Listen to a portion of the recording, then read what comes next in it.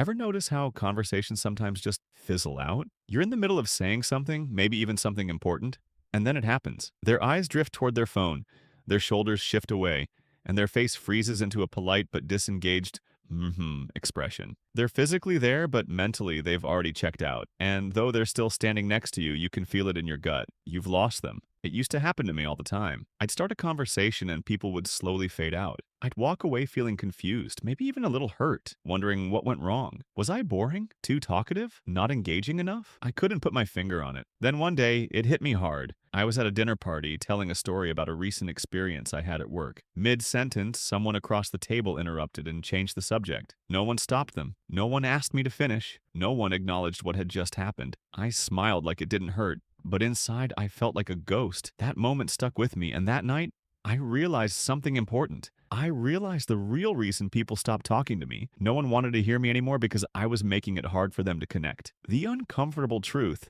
it's not them, it's you. Now, I'm not saying this to make you feel bad. It's actually liberating to realize that we are often the cause of our own social disconnects. People don't avoid conversations with you because they're rude or disinterested. The truth is, people often tune out because you make it hard for them to tune in. You might be unintentionally closing off opportunities for connection. And the irony is that it's not about you being a bad communicator. It's about the ways we speak, the topics we choose, and sometimes even how we show up. The good news is, once you realize this, everything can change. I started paying more attention to the dynamics of conversations around me, watching how people interacted, and what made them lean in versus retreat. I observed those who seemed to effortlessly keep people engaged with just a few words. They didn't talk more, they communicated better. Here are the key habits that may be keeping people from wanting to talk to you, and how you can fix them. 1. Dominating the conversation. We've all been there, enthusiastically sharing something we're passionate about, thinking we're being engaging. But the truth is, when you dominate the conversation,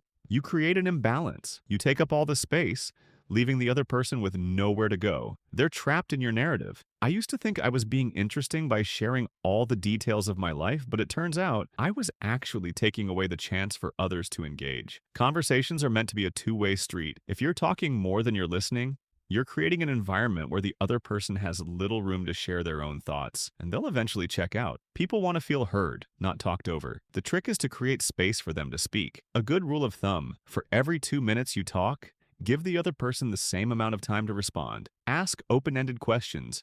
Give them the chance to steer the conversation, and listen actively when they do. You'll be amazed at how quickly the dynamic shifts. Here's a personal example. I was once at a gathering, talking nonstop about a trip I'd just taken. I kept going on about the food, the culture, the people, and my adventures. At some point, I noticed my friend's eyes start to wander. I caught myself and paused, then asked, "What about your recent trip? I'd love to hear more about it." The shift in the conversation was instantaneous. Suddenly, we were both invested, and the conversation deepened. 2. Offering unsolicited advice. Sometimes when people share their problems with us, we feel the urge to jump in with advice. We think we're being helpful, but what we don't realize is that offering unsolicited advice can be a conversation killer. It signals that we're more interested in fixing their problems than truly listening to their feelings. I remember a conversation where a friend told me about her recent challenges at work. Without thinking, I immediately jumped in with suggestions on what she should do. Later, she told me that while she appreciated my help, she just wanted someone to listen. That experience taught me something vital. Not every conversation needs a solution. Sometimes people just need to feel heard and understood. When someone shares their struggles with you, the best response is often a listening ear and validation. Instead of jumping to offer solutions, acknowledge their feelings. A simple, "That sounds tough," or "I can't imagine how frustrating that must be," goes a long way. By showing empathy rather than giving advice, you foster a deeper emotional connection. 3. Not being present.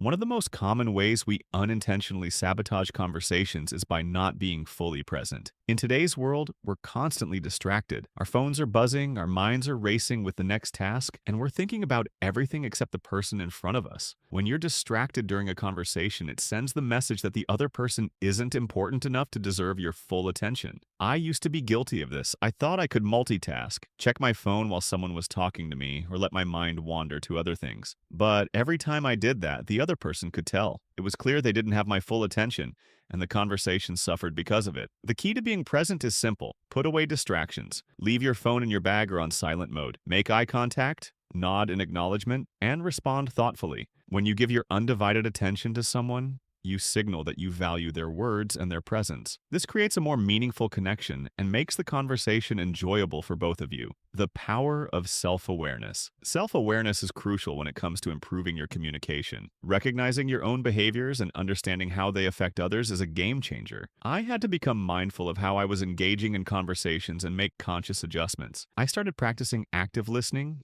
being more patient, and most importantly, showing up as my authentic self. There's no need for perfection. We're all imperfect communicators at times. The goal isn't to get it right all the time, it's to be aware of what's working and what isn't. Once you gain that awareness, you can refine your communication style to build stronger, more meaningful relationships. This doesn't just apply to personal conversations, but also professional ones. People respect someone who can listen as much as they talk. 5. When others still pull away. Even when you follow all the best practices, there will still be times when people disengage. Some people are simply not in the right emotional state to connect. They might be distracted by their own concerns or dealing with personal issues. This isn't a reflection of you, it's just part of human interaction. Sometimes, no matter how good you are at communicating, the other person might not be ready or willing to engage. That's okay. It's important not to take it personally. Instead of chasing their attention, respect their space and try again later when they're more receptive. The takeaway: connection over perfection. Effective communication isn't about being the most interesting or entertaining person in the room. It's about being present and making others feel heard. People are drawn to authentic connection. By focusing less on impressing others and more on understanding them, you'll find that the conversations you have will be more meaningful and enjoyable. So next time you're talking to someone, remember, listen more than you speak. Show empathy rather than offering advice, and stay present in the moment. These small shifts will help you become a better conversationalist and make people genuinely want to talk to you.